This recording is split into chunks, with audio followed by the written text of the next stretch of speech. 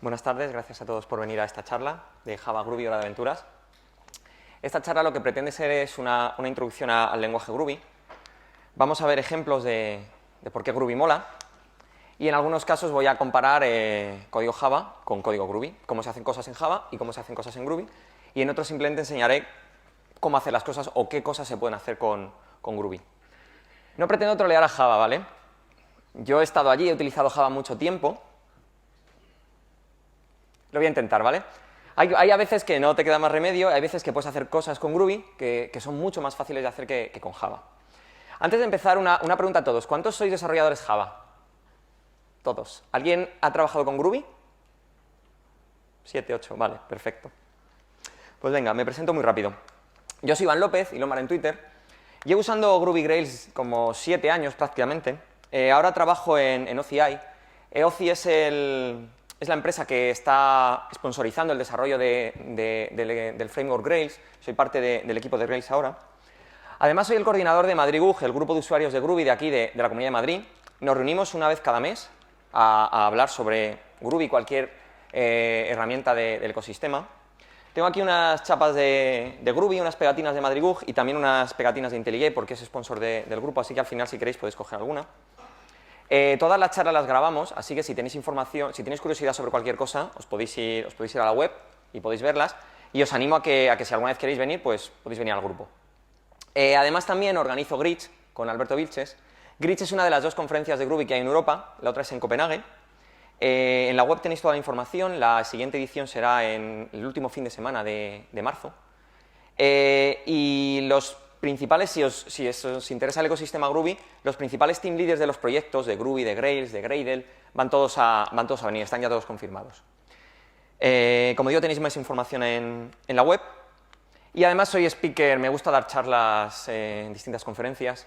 He estado en la Spring One, he estado en Geekon, en Spring I.O., creo que es mi cuarto Codemotion como speaker aquí. Me gusta hablar principalmente de Groovy y de Grails. Venga, no me enrollo más y empezamos. ¿Qué es Groovy? Groovy realmente, la palabra, en inglés Groovy significa cool, que mola, que está bien, pero realmente no nos dice nada, ¿no? Si nos vamos a la web de Groovy, podemos leer este tochaco, que vamos a ver con detalle. Groovy es un lenguaje dinámico, ¿vale? Es muy poderoso, porque es opcionalmente tipado. Significa que podemos tiparlo, pero que no hace falta, si no queremos, ¿vale? Es opcional, y a veces conviene y a veces no. Tiene compilación estática. Esto lo que significa es que permite saltarnos todo o quitar todo el dinamismo que tiene Groovy por el hecho de ser un lenguaje dinámico y que sea estricto como puede ser Java. Que el compilador de verdad falle y no tengas un fallo en runtime porque has puesto un typo en una variable. Al ser dinámico, eso puede pasar porque puede que en runtime eso se pueda resolver y en compile time no. Si tú marcas un fragmento de código como compile static, lo que estás diciendo es, no, yo quiero que esto se compile estáticamente y quiero que me digas todos los errores, quiero que quites toda la parte dinámica que tienes, el rendimiento va a ser muchísimo mejor, pero vas a perder la capacidad que tiene Groovy de hacer cosas de manera dinámica. Entonces, en función de tu caso de uso, puede ser bueno o no. Está pensado para la plataforma Java, es un lenguaje más de la JVM. La ventaja que tiene es que, con respecto a otros lenguajes de la JVM, es que podéis utilizar cualquier biblioteca Java que tengáis ahora mismo, la ponéis en el class path, le añadís dependencia a vuestro Maven, a vuestro Gradle, y listo. No tenéis que hacer nada, no tenéis que tener una versión especial de esa biblioteca compilada o que tenga soporte para Groovy. La podéis usar tal cual, sin nada. Lo que pretende es multiplicar la productividad de los desarrolladores porque tiene una sintaxis muy concisa, muy clara, es muy fácil de aprender. Hay otros lenguajes, Scala, Clojure, tienen una curva de aprendizaje mucho más complicada. Groovy es muy fácil. Básicamente lo que se suele decir es que si sois programadores Java, sois programadores Groovy, con muy poquito. Como he dicho, se integra sin problema con Java, no tenéis que hacer nada más que añadir esa dependencia al class path. Y os añade a vuestra aplicación muchas características muy chulas. Podéis hacer scripting, podéis hacer DSLs, Domain Specific Languages, tiene una metaprogramación en runtime muy potente, también tiene una metaprogramación en compile time que es todavía mucho más potente y tiene también un poco de aproximación a la programación funcional. No es tan funcional como puede ser Scala, pero tiene una pequeña aproximación, ¿vale? Entonces, a lo mejor, con esta pequeña introducción, ¿no? Pensáis que, bueno, vamos a ver qué es esto de Groovy, a ver si mola. Pero antes de eso, ¿por qué no vamos a usar Java, no? Java, bueno, sois todos desarrolladores Java, lo acabáis de decir, ¿no?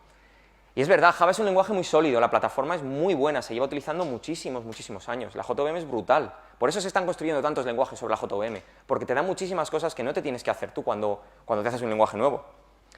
Es conocido, Java lo conocen muchísimos desarrolladores. Es muy extendido y es muy, muy, muy rápido. Y el que diga al contrario miente. A lo mejor Java 1.0 era lento. Ahora ya Java es muy, muy rápido la JVM. Pero Java es verboso y a veces hacer algunas cosas es incómodo, es un coñazo.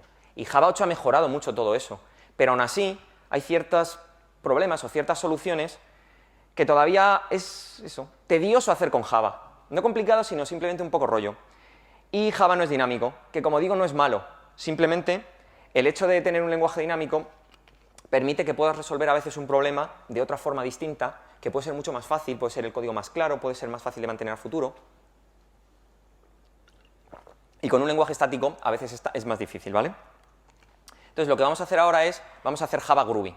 Lo que os voy a enseñar es un ejemplo, ¿vale? Esto es una clase muy sencilla, saludador.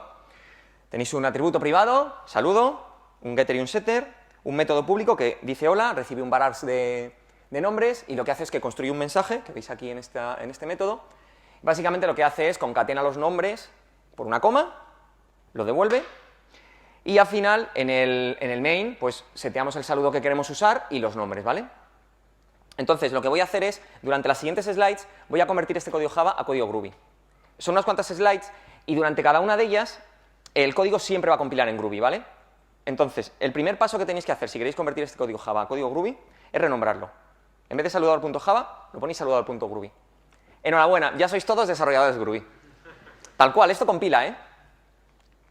Vale, y ahora lo que vamos a ir viendo es cómo hacer una versión más idiomática, no más Groovy de este código. Lo primero que tiene Groovy es que los puntos y comas son opcionales. Los podéis poner, pero no hace falta. Pues los quitamos. ¿Sí no hace falta? Más cosas. Public. Los métodos y las clases son públicas por defecto. Como digo, los podéis poner o no los podéis poner. Muchas veces, no siempre, pero mucho código de lo que hacemos es todo público, en general. El API pública que ofrecemos pues tiene que ser público. Entonces, por defecto, no lo tenemos que poner. Si no queremos, recordad que en cada paso, cada una de estas slides va a compilar, siempre, con Groovy. Los getters y setters. Es un coñazo tener que escribir siempre los getters y los setters. Realmente vosotros no los escribís, porque vuestro IDE los escribe por vosotros, ¿verdad? Sí. Cuando tienes una clase con 15 atributos, tienes esto de getters y setters.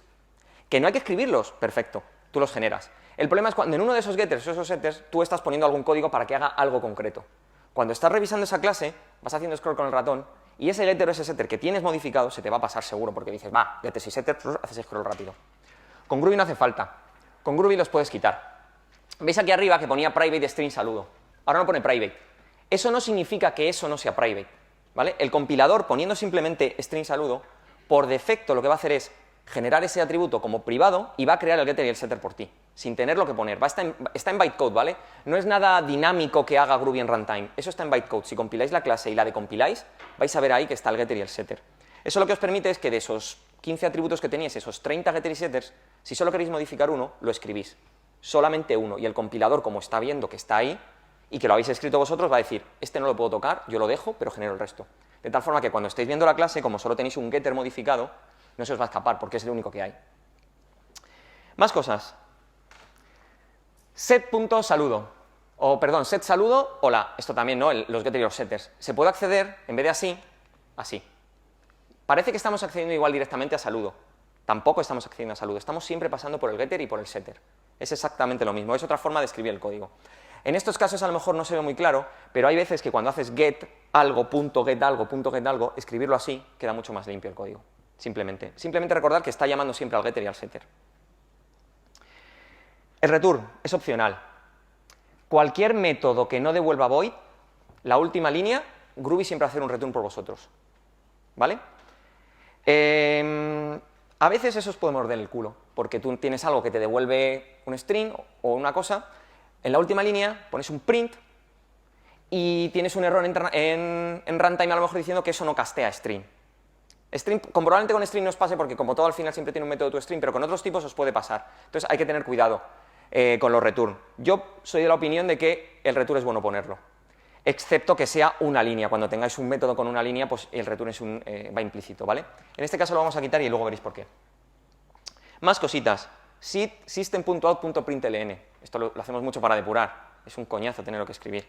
También tenemos un atajo. Ponemos println directamente y estamos haciendo lo mismo.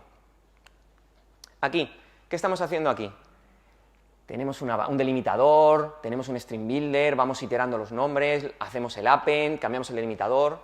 Realmente es un código sencillo, pero la podemos cagar. Lo que tiene Groovy es que tiene una API de colecciones muy potente. Coge los tipos básicos de Java, de colecciones, de listas y de mapas, y los amplía con muchísimos métodos. Entonces, realmente aquí lo que nosotros queremos hacer es algo como esto. Queremos coger los nombres y lo queremos unir con una coma. Perfecto, pues lo ponemos. Eso existe. ¿Vale? Con un varargs o con una lista. Más cositas. Interpolación de strings, los llamados gstrings. Esto también es muy común. Ponemos una variable, comillas, un espacio en blanco, un dos puntos, una flecha, comillas, otra variable. En este ejemplo es muy fácil. Luego vamos a ver uno que se quede mucho más claro. A veces no, nunca aciertas si no sabes dónde tienes que dejar el espacio y demás. Eso se puede escribir así. Dentro de las comillas podemos interpolar variables. La podemos poner entre llaves o directamente así, cualquiera de las dos. Y eso se va a sustituir por el valor de las variables. Bueno, refactor, como es una línea, ahora ya sí, lo dejamos en una línea, ya no hace falta return.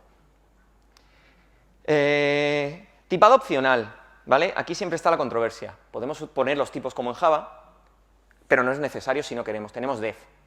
Def es como el cajón desastre. Mi recomendación: cuando empiezas con Groovy, mola mucho porque dices, buah, pongo def en todos los sitios, esto es súper cómodo, no tengo que pensar. Error.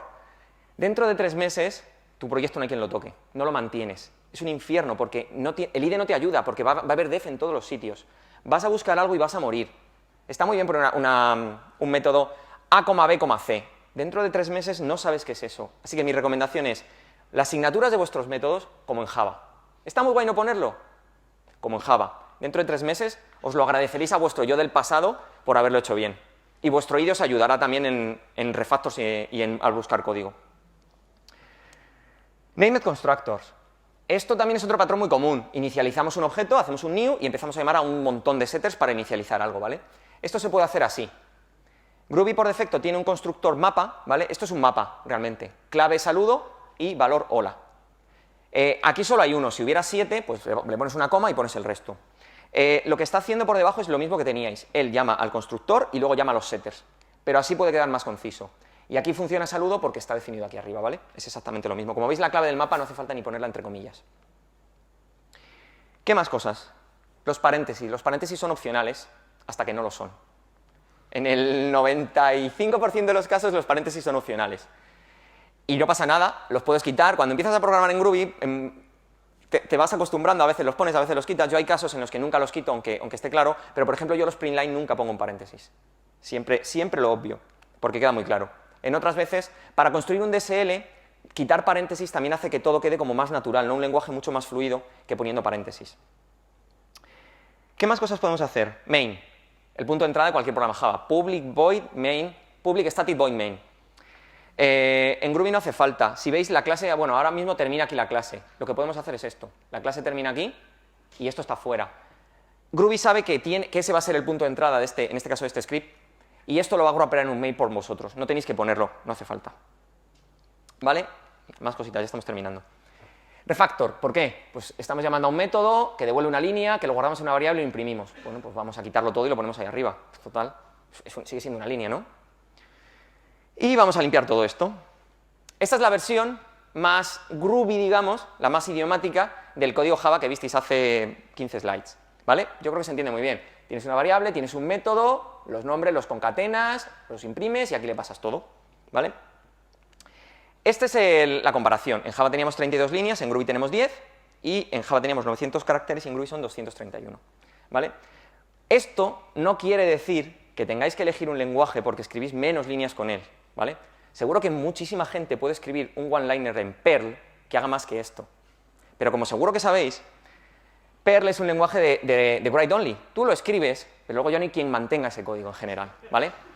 Este no es el caso. Yo creo que ese código se entiende bien. Sois programadores Java, habéis seguido los pasos. Si veis esto alguna vez y decís, hombre, pues yo creo que sé lo que hace, ¿no?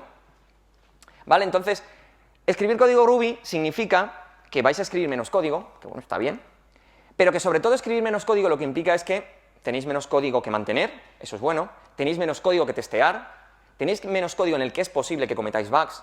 Entonces, A lo mejor, después de ver este ejemplito, empezáis a pensar que programar en Groovy, ¿no? Pues puede ser realmente una hora de aventuras, ¿vale? Entonces, bueno, os he enseñado un ejemplo para convertir código Java a Groovy y ahora lo que os voy a enseñar es diferencias y cosas que podemos hacer con Groovy. Estas son unas cuantas diferencias respecto a Java. En el último punto, en esa URL de la documentación oficial de Groovy, están todas explicadas. La primera que ya hemos visto es que es un lenguaje dinámico, que tiene compilación estática opcional. En Groovy todo es un objeto. Aunque tengamos un tipo primitivo int, eso por dentro o por, digamos, el lenguaje lo grapea en un integer, ¿vale? Tenemos sobrecarga de operadores. Cuando estamos poniendo un más, realmente estamos llamando al método .plus o al método .multiply. Puede ser bueno, puede ser malo, ¿no? Seguro que todos recordamos C++ y la sobrecarga y todas estas cosas. Esto lo que tiene, yo realmente lo he utilizado muy poquito la sobrecarga de operadores. Una cosa que puedes hacer, por ejemplo, para esto, imaginaos que tenéis una clase que es para números complejos. Tú sobrecargas el método plus y tú sabes que los complejos tienes que sumar las partes reales y las partes imaginarias. Con ese método sobrecargado lo que puedes hacer en tu código es coger dos variables directamente y hacer A más B. Y va a llamar a tu método que va a sumar la parte real y la parte real y la parte imaginaria de esos números complejos, sin tener que utilizar, pues a lo mejor una clase helper que tienes un método estático que te los suma y demás. Como digo, yo tampoco he visto mucho código en lo que se utilice, pero está bien conocerlo. Groovy tiene sintaxis nativa de listas, mapas y rangos, que vamos a ver más adelante. Métodos y clases son públicas, las excepciones son unchecked. Hay gente defensora de Java, Java Champions y demás, que dicen que uno de los errores de diseño de Java es que las excepciones son checked. Y eso obliga a capturarlas y obliga a tratarlas.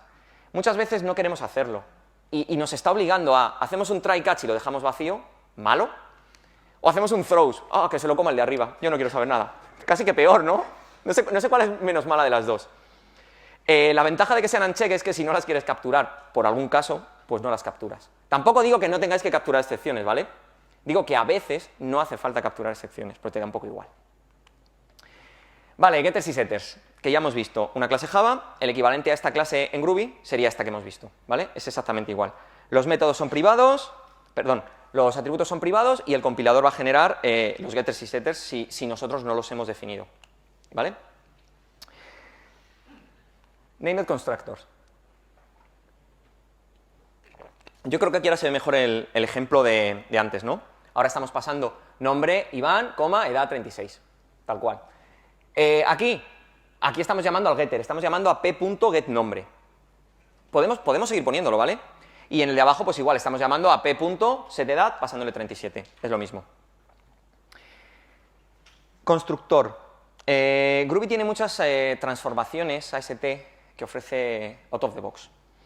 Eso significa, una transformación AST básicamente lo que permite es, nos permite engancharnos en las fases de compilación para modificar al final lo que, para entrar en las fases de compilación del compilador, modificar al final el bytecode que se genera. Eso da para muchas charlas y es un topic muy avanzado. Pero Groovy da muchas transformaciones como esta add_builder directamente para que las utilicemos y nos aprovechemos de ellas.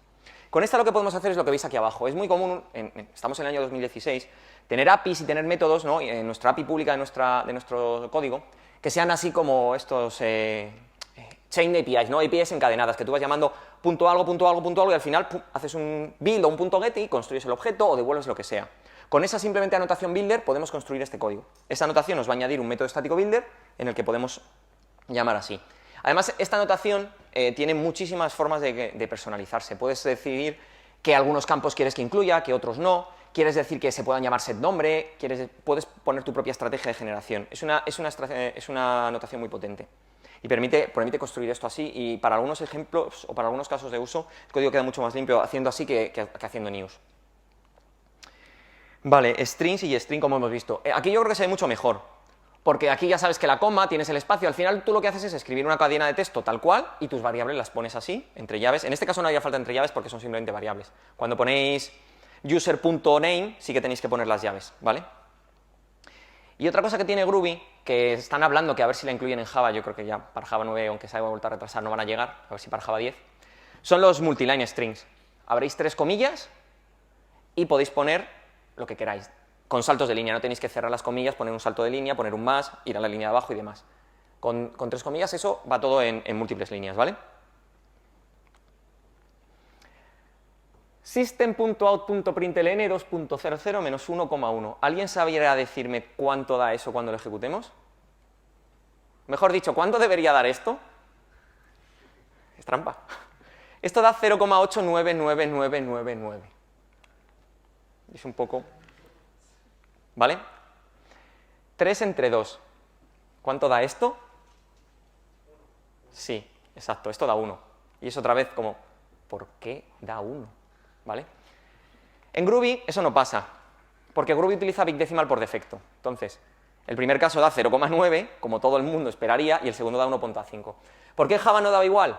Porque en el primer ejemplo lo que hace es operación en coma flotante, entonces la coma flotante todos sabemos lo que pasa, y te pasan esas cosas, por eso cuando vais a hacer facturas no podéis usar coma flotante, porque entonces la vais a cargar con los decimales. Y en el segundo caso estaba haciendo una división entera. Es 1,5, pero como trunca entero, se queda con el 1. El hecho de usar Big Decimal por defecto tiene ventajas e inconvenientes. Ventaja, que las cosas en teoría dan lo que tú esperas que den. Otra ventaja, si conocéis el API de Big Decimal, sabéis que es un poco engorroso. New Big Decimal 2, punto, minus, New Big Decimal 1,1 y demás. ¿No? No es un API muy amigable. Para un caso así muy sencillo, vale, pero imaginaos una operación más compleja, ese código es complicado de leer. Con esto es un código más matemático normal, más menos multiplicas y queda muy sencillo. Inconveniente de Big Decimal por defecto, el rendimiento. Big Decimal no es un float, no es un double, son clases, tiene más overhead. Si no queréis utilizar Big Decimal por defecto, a eso le ponéis una F, le ponéis una D y ya lo convertís, como hacéis en Java, a double, a float, a lo que queréis hacer, ¿vale? Pero para muchos casos, esto mola más porque no tienes que... da lo que tú esperas y no tienes que hacer muchas más cosas. El equals y el igual. Cuando queremos comprobar, por ejemplo, que el estado se ha completado, tenemos que hacer algo parecido a eso. Tenemos que tener en cuenta que estado no sea null, porque si no tenemos un null pointer, y tenemos que usar el método equals, porque claro, en Java resulta que si pongo el igual, lo que estoy comparando son las posiciones de memoria en lugar del valor. Cosa que no tiene mucho sentido porque tú realmente, no sé, a lo mejor alguno levanta y me dice, no, es que a mí me ha pasado que yo quiero comparar en la posición de memoria. Yo realmente quiero comprobar los valores de las cosas y quiero saber si dos cosas son iguales, no sé, en el 99% de los casos. Entonces, a mí lo que me gusta es escribir algo así, que el estado sea el que yo quiero.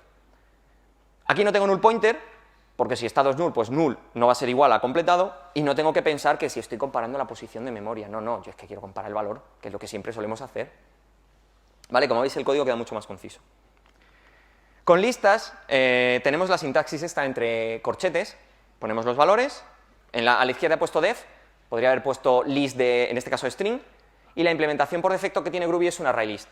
Podéis cambiarla, si queréis otra implementación que no sea ArrayList, ponéis al final as y el nuevo tipo, y directamente os va a generar esa implementación de listas. Y las listas, como he dicho, tienen una API muy completa para hacer muchísimas cosas. Podemos, por ejemplo, bueno, el método, aquí en esa línea, lo que estamos haciendo con el operador left shift es estar llamando la add. Es exactamente lo mismo. Este es uno de esos operadores que están sobrecargados. No pasa nada porque escribáis list.add, está bien, pero a veces ves ese código y a veces queda mucho más limpio escribirlo así. Y nada, lo añades y compruebas, pues obviamente que D sigue estando en la lista. Y como digo, tiene muchos métodos y muchas cosas que aumentan las colecciones. Ahora desde Java 8 tenemos el API de streams y tenemos muchas cosas que son parecidas. Luego veremos un ejemplo. Hasta Java 8, o mejor dicho, hasta Java 7 hacia atrás, no podías hacer muchas. Era muy engorroso hacer cosas con listas porque las tenías que recorrer, tenías que crear variables intermedias. Con el método collect lo que estamos haciendo es crear una nueva lista del mismo tamaño y a cada elemento le estamos aplicando esa closure que está ahí. En este caso, convertir el valor a mayúsculas, por eso al final tenemos A, B, C y D en mayúsculas. Y con mapas es parecido parecido a lo de antes, ¿no? Tenemos, igual es el corchete, pero separamos clave, dos puntos, valor. La clave es nombre, el valor es Iván, y la otra clave y otro valor, edad 36. Y por defecto la implementación es hashmap. Si queremos, la podemos cambiar. ¿Cómo accedemos a las claves? De las tres formas que veis ahí. La más groovy es la primera, map.nombre, tal cual. Pero podemos usar esta, ¿no? Más común en Java, y la siguiente igual, entre corchetes. Depende del caso, si pasáis una variable, probablemente esta o esta sustituyendo la variable queda mucho más limpia que ponerlo aquí. Y para meter un campo dentro, podríamos llamar al put que tenemos en Java, o podemos usar directamente map.hijas, y con eso estamos haciendo el put de ese campo, o de esa clave, con los valores que pongamos a continuación, ¿vale? Los rangos, en Groovy llevan, yo creo que desde el principio casi de los tiempos. En Java 8 ya por fin hay rangos, ya era hora. Y aquí, bueno, yo creo que se entiende muy fácilmente. Estamos creando un rango de la A a la Z y comprobamos pues, que la I está dentro y que en este caso el último elemento también está incluido en el rango, ¿vale? Este es un rango cerrado. Si queremos hacer un rango abierto por la derecha, lo que hacemos es esto. Ponemos al final el símbolo este menor y con esto lo que estamos creando es un rango del 1 al 9. El último elemento no está incluido en el rango. Y otra cosa que podemos hacer es crear rangos, pues, invertirlos. Podemos crearlos al revés. Podemos hacerlos de 10 a 1. Y una forma que podemos usar para indexar rangos o para indexar listas es usar esto, los corchetes, la posición. Entonces esto cogería la 0 y si queremos ir a la última podemos poner un -1 o un -2 para ir a la anterior. No hace falta hacer el get de la lista del size -1 para ir al último, que siempre fallas, pero le tengo que sumar 1 se lo tengo que restar. Y al final yo nunca acierto la primera. Con esto pones el -1 y sabes que es el último, no fallas. Power Asserts.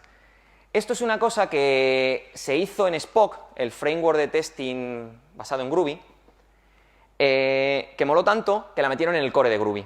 Básicamente un Power Assert lo que es hacer un assert normal, pero cuando falla, y esto va a fallar porque esas dos operaciones sabéis que son iguales, tenemos en el output algo parecido a esto. Bueno, algo parecido no, tenemos esto.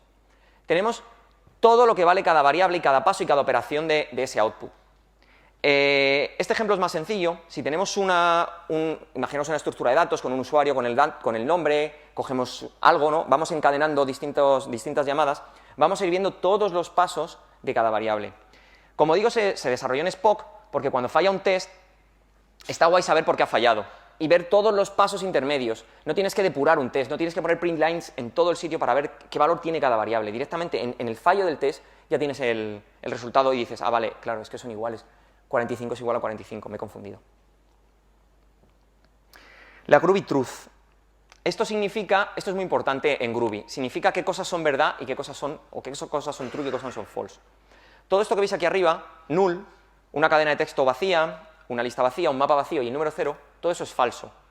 Cualquier cosa que evalúe a eso, si lo ponéis en un if, va a dar falso. Y por contra, un objeto arbitrario, un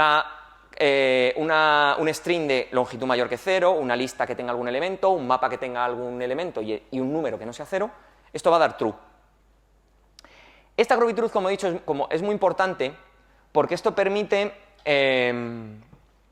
que nuestro código se simplifique muchísimo en muchos casos. Y este es un ejemplo de ellos, que además vamos a ver dos cosas juntas. Aquí tenemos el operador ternario, ¿no? Y tenemos que escribir algo parecido a esto. Primero tenemos que protegernos del null. Entonces, sin nombres no es nulo. Y además que la longitud de esa lista, no imaginaos que vais a base de datos, obtenéis una lista de algo y queréis devolver algo. Si el nombre no es nulo y la longitud es mayor que 0, lo que hago es devolver nombres. Y si no, devuelvo una lista vacía. ¿Qué ocurre? Que en Groovy este código se escribe así. ¿Por qué pongo aquí solo nombres? Porque si nombres es nulo, esto ya va a dar nulo, por la Groovy Truth que hemos visto en el slide anterior. Y si esa lista de nombres, su longitud también es 0, también va a dar nulo. Por tanto, no tengo que evaluarlo así, directamente pongo nombres. En el caso de este operador, ¿qué devuelvo cuando esto es true? Según la Groovy Truth, es decir, es una lista que no es nula y que tiene algún elemento, la propia lista, y si no, la lista vacía. Cuando estos dos variables son iguales, lo que hacemos es que la quitamos. Y esto se escribe así, ¿vale? Esta la estamos quitando, y aquí, si giráis la cabeza, ¿no? ¿Veis por qué se llama operador Elvis? Este código, probablemente, si os pongo este código al principio, no sabéis qué es. Pero una vez que lo entiendes, fijaos cómo simplifica mucho el código, porque no tienes que preocuparte de comprobar esos nulos, ¿no? Que es otra cosa que hacemos muchísimo, que es protegernos haciendo algo parecido a esto. Si la orden no es nula, pues cogemos los clientes o el cliente. Y si el cliente no es nulo, cogemos la dirección. Y si la dirección no es nula, cogemos el no sé qué. Y así, ponemos aquí una cascada de ifs o un if muy grande con 17 casos con ampersands. No nos queda más remedio, tenemos null pointers y nos tenemos que proteger, ¿vale? Este código en Groovy se escribe así, ¿vale? Y aquí estamos haciendo dos cosas. La primera es, estamos usando esa forma de llamar a los getters, ¿vale? Yo aquí estoy haciendo getCustomer, pero lo estoy llamando como si fuera la propiedad. Recordad que siempre llamo al getter. Y la segunda es que estamos usando el operador este de navegación segura para ir evaluando las cosas. El operador lo que hace es que si la orden es nula, devuelvo nulo y no evalúo más. Si la orden no es nula, evalúo orden.customer. Si es nulo, devuelvo nulo y si no, sigo evaluando. De tal forma que todos estos if que pongamos aquí simplemente tenemos que ir añadiendo, si alguno de esos puede ser nulo, añadimos una interrogación y nos despreocupamos. Realmente lo que está generando por debajo el compilador de Groovy es un código parecido al de arriba de Java, porque no le queda más remedio. Al final esto se ejecuta en el JVM y puede ser nulo, y tiene que comprobarlo. Pero para ti eso es transparente porque está en bytecode, ¿no? Entonces, esto mola más, nos simplifica muchísimo nuestro código. Closures. Las closures, ¿cuántos programáis con Java 8? Vale, hay bastante, 30%, 40%. Bastante gente que todavía no usa Java 8. Las closures son parecidas a las lambdas de Java 8, que muchos conocéis. No son semánticamente no son exactamente iguales, ¿vale? Pero son muy parecidas. Básicamente lo que tenemos es una variable que almacena una función. A, B, recibe A y B y los devuelve multiplicados. ¿Cómo los podemos llamar? De esas tres formas que veis ahí. Como una función normal, multiplicador de 2 más 3, perdón, de 2 y 3 y te da un 6. Podemos usar el método .call de las closures, obviamente en este caso no tiene sentido, pero cuando haces ciertas técnicas de metaprogramación y demás, en lo que esto es una variable y hay cosas por ahí, tener un método al que llamar hace que todo sea mucho mejor. Y una de las cosas que tiene este código es que aquí yo no estoy tipando nada, yo solo defino A y B. Eso significa que puedo pasarle cosas como esa, un string y un número. ¿Qué ocurre? Que en Groovy el operador multiplicación está sobrecargado para el string y el número, y lo que hace es lo que veis ahí. Repite n veces el string. Yo solo uso muchísimo para cuando quiero poner un print. Yo pongo print, comillas, asterisco, comillas, por 100. Y eso me imprime una línea de 100 caracteres, sin tener que dejar ahí el botón apretado. Muy cómodo para depurar. O para alguna vez cuando queréis probar, imagináis que estáis probando en algún test, ¿qué pasa si le paso a mi objeto de dominio una cadena de 200 caracteres? ¿Te picas 200 caracteres? Pues no, a lo mejor no te queda más remedio. Con esto pones comillas A por 200 y ya lo tienes. ¿Vale? Como he dicho, también lo podemos tipar, podemos decir que solo sean enteros. Entonces ahora mismo ese método solo va a aceptar enteros. Si lo llamamos de esta forma, va a fallar, porque va a decir que ese método no existe. Y una cosa que aprendí preparando la charla es esta última forma de llamarlo. Con esto lo que estamos pasándole es un varargs, que aunque aquí se llama numbers, no está tipado. Entonces, ambas, estas dos son válidas. Si le paso números, los suma. 1 más 2 más 3 da 6. Y si le paso strings, A, B y C, los suma los strings. ¿Cómo se suman strings? Concatenándolos, A, B, C. Igual, si tipáramos esto con números, la última línea no sería válida. Y como he dicho, si hablamos de closures tenemos que hablar de lambdas, ¿vale? Esto es un ejemplo de Java 8, usando el API de strings, muy sencillo. Tenemos tres números, una lista de 1, 2 y 3, hacemos el string, y lo que hacemos es, con el map, multiplicamos los números por 2, nos quedamos con los que sean mayores de 3, y de esos, cogemos el primero. Si no hay ninguno, ejecutamos el overthrow y lanzaremos una excepción, ¿vale?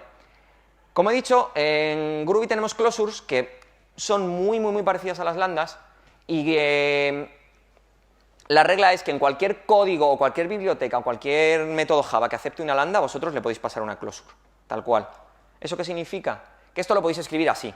Tenemos la lista, 1, 2 y 3, hacemos el string y hacemos los mismos métodos, map, filter, find first y tal. ¿Qué ocurre? Que en lugar de pasar una lambda pasamos una closure. Recordad lo que os dije al principio, los paréntesis son opcionales. Este método map lleva aquí un paréntesis que yo no he escrito. Lo podéis escribir. Ponéis paréntesis y dentro le pasáis la closure. ¿Vale? La única cosa que cambia es esta, porque con la gramática actual de Groovy, el operador este de method reference no está soportado en la gramática. Tenemos exactamente lo mismo con el punto ampersand, ¿vale? En la nueva gramática que están escribiendo para Groovy 3, ya soporta todo esto. Soporta lambdas, es decir, podéis poner ahí una lambda como en Java, paréntesis, paréntesis, flecha. Podéis poner method reference, podéis poner básicamente toda la sintaxis de Java 8. JSON Builder. Imaginaros, aquí, ahora lo que os voy a enseñar son cosas que podéis hacer por el hecho de que Groovy es un lenguaje dinámico, que con un lenguaje como Java no es tan fácil. Imaginaos que queréis generar un JSON parecido a ese. Claves, valores, ¿vale? Esto se puede generar en Groovy así. Usamos JSON Builder. Y como veis, básicamente es una transformación o es una correspondencia 1 a 1. Ese código de la izquierda genera este JSON de la derecha al final si le llamamos al toPrettyString. ¿Por qué funciona esto? Obviamente este JSON Builder no tiene un método speaker, ni tiene un método firstName, ni tiene conferencias, no tiene nada.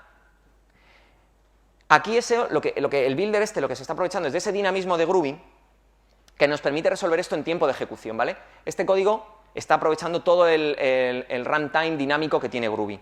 Y aquí esto básicamente está todo hardcodeado, pero imaginaos que las etiquetas las estáis leyendo de un properties en función del idioma del usuario y los valores los estáis leyendo de base de datos.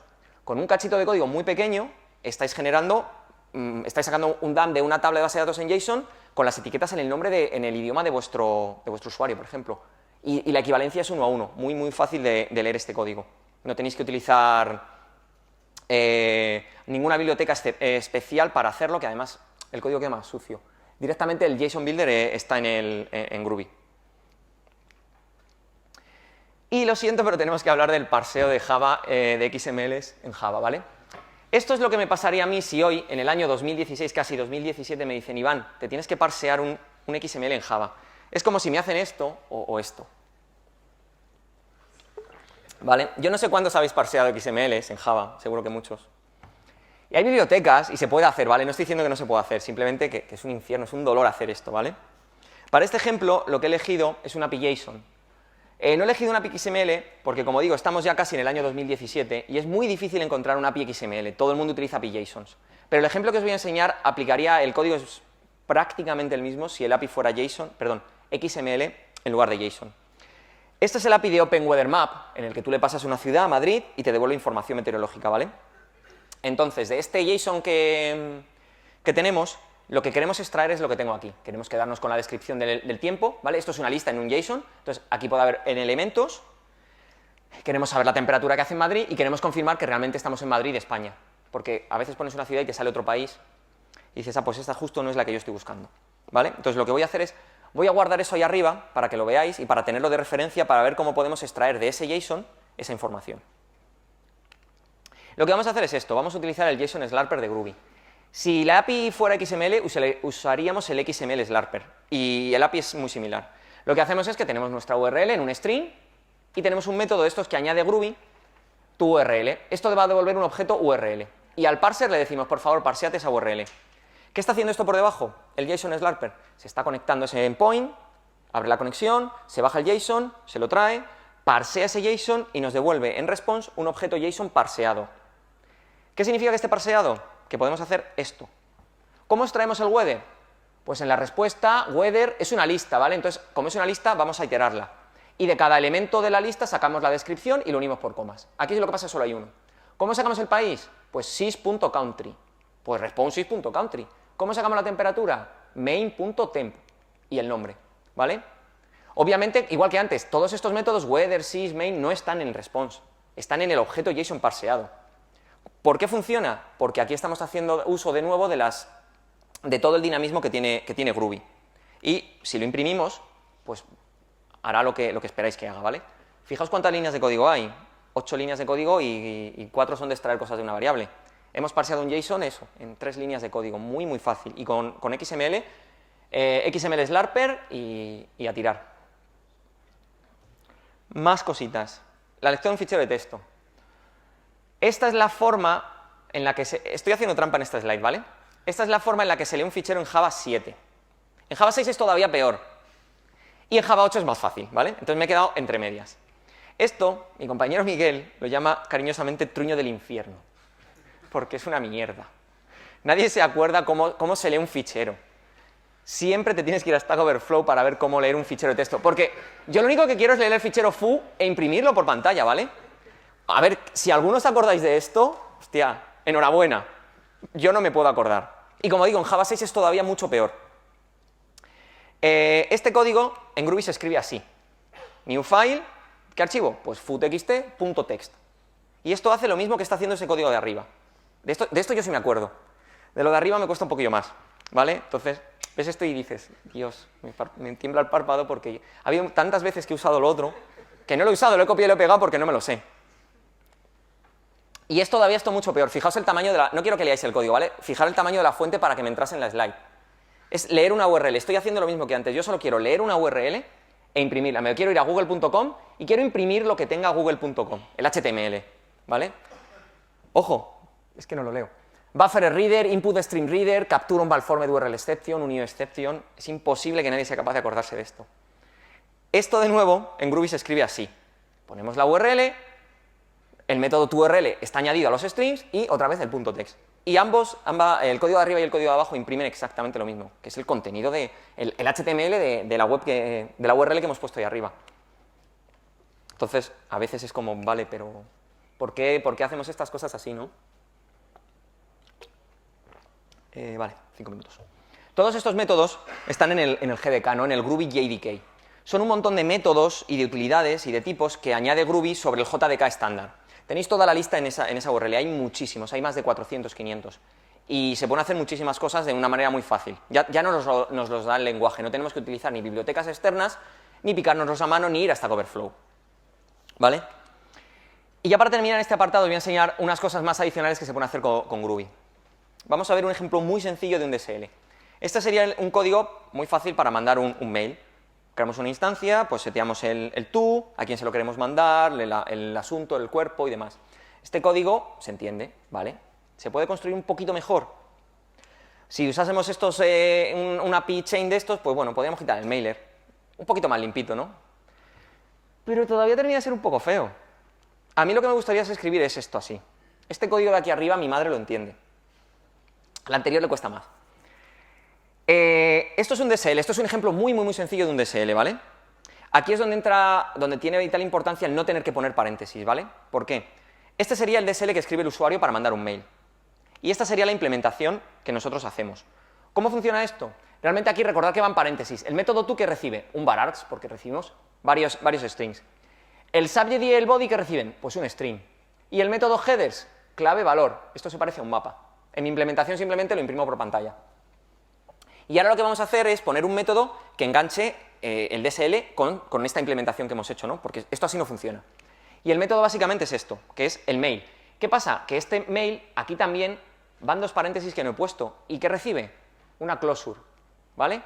¿Qué hace? Pues lo que pone aquí abajo. Recibimos esa closure donde está todo esto, y lo que hacemos, bueno, lo primero que tenemos que hacer es clonarla porque estamos recibiendo algo externo y es una buena práctica no mutar lo que recibimos. Simplemente lo clonamos. Y aquí estamos tocando el delegate. El delegate de una closure es muy parecido al this de una clase. La diferencia es que en el this no se puede modificar y el delegate sí se puede modificar. El delegate es el contexto donde se va a ejecutar esa closure. Es decir, básicamente lo que estamos diciendo es, cuando te ejecutes, tu contexto de ejecución donde están las cosas es mail composer. ¿Vale? Y le estamos con esto diciendo es que de verdad este contexto es que vaya a tener en cuenta primero lo que está en el delegate, ¿no? No que resuelva la closure en local. ¿Esto qué significa? Que cuando este mail recibe esta closure, va a ir a este mail composer a buscar estos métodos. Y esta notación, addDelegates2, lo que sirve es para vuestro IDE. Con eso, vuestro IDE sabe cómo mapear las cosas, al menos IntelliJ, sabe cómo mapear las cosas y cuando pongáis el arriba mail y le deis al autocompletado, os va a autocompletar estos 4 métodos de aquí arriba. ¿Vale? Y ya para terminar, ya hemos hablado antes de las transformaciones AST. Como he dicho, Groovy tiene más de 50. Hay muchísimas. ToString nos genera una implementación de ToString con todos los valores por defecto, se puede customizar. El addCompile static del que hablé antes para generar código compilado estáticamente. Immutable, ahí eso, más de 50, ¿vale? Quiero hablar solo de una de ellas, Equals and Hashcode. ¿Cuántos de vosotros habéis leído el libro Effective Java de Joshua Block? Muy poquitos. El resto tenéis deberes. Effective Java básicamente es la Biblia de Java. Es un libro que todos los desarrolladores Java deberían leer al menos una vez en la vida. Y está bien de vez en cuando retomarlo porque cuenta cómo se hacen las cosas y cómo se hacen bien las cosas en Java. Si lo habéis leído, y si no cuando lo leáis, podéis ver que en ese libro se explica cómo se implementa bien el método equals y el método hashcode. Y aunque seguramente muchos de vosotros lo habéis implementado, no es nada trivial implementarlo bien. Son casi 20 páginas del libro en las que se explica cómo se debe implementar y por qué algunas veces implementaciones que pone explica por qué están mal y tú las ves a primera vista y dices, esto tiene que funcionar, y no funciona, ¿vale? Porque equals tiene que cumplir muchas propiedades, tiene que ser reflexivo, tiene que ser simétrico, no puede ser nulo. Siempre que implementas equals tienes que implementar hashcode, tienes que implementarlo con los mismos campos. Por eso esta notación se llama equals and hashcode y no tienes una equals y una hashcode, tienes que implementar las dos, ¿vale? Si alguna vez lo habéis implementado, y no quiero que le prestéis atención al código, puede quedar un churro como ese, o peor. Básicamente aquí solo tenemos un nombre y una edad, ¿vale? Este es un código generado, o sea que tampoco le prestéis mucha atención. Simplemente, este código, la implementación de equals and hashcode de eso en Groovy, se escribe así. Add groovy.transform.equals and hashcode. Y eso está generando en bytecode, ¿vale? Nada de runtime, la implementación de equals and hashcode de referencia, la que dice el libro Effective Java, que es la que todo el mundo considera que es la buena y que es la que funciona. De tal forma que no os tenéis que preocupar de que lo estáis haciendo bien o mal, porque el compilador o la anotación ya lo está haciendo bien por vosotros. Si añadís un campo nuevo ya lo tenéis y no tenéis que hacer nada más. Simplemente utilizar todas las cosas que ofrece Groovy y centraros realmente en resolver vuestro problema de negocio y no en cosas un poco accesorias, entre comillas, como implementar bien el equals and hashcode. Mucho más fácil, tienes sitio para poner un if animado en lugar de poner el código con una fuente a tamaño 6. Vale, pues muchas gracias. Esta es mi información de contacto, subiré luego las slides y aquí tenéis, además de dar feedback en la agenda, en esta URL que está aquí, en este QR, tenéis un Google Form anónimo. Si tenéis 30 segundos, os pediría que por favor lo respondierais. Son 4 preguntas muy rápidas y, como digo, es anónimo. Así que podéis poner lo que os da la gana. Si os ha gustado, me lo decís, y si no, también me lo decís. Si la charla os ha parecido una mierda, decídmelo, porque es anónimo y no voy a saber quién habéis sido. Y ahora, bueno, yo creo que si tenemos a lo mejor no sé, un minuto o dos para alguna preguntilla, si alguien tiene algo. ¿Sí? De cara a los nivel constructos y luego a la ausencia de getters y setters, ¿cómo se tratan los campos inmutables? ¿Cómo se tratan los campos inmutables? Si quieres hacer un campo inmutable, si quieres hacer una clase inmutable, tienes una anotación atImmutable. No te permite. La anotación atImmutable se comporta como dice el Effective Java de nuevo que se tiene que comportar. No puedes heredar de ella, todos los campos son finales, todos los campos, no tienes setters, porque es lo que esperas de ella. Si tú defines un campo como final directamente, pero tu clase no es inmutable, se va a respetar igual.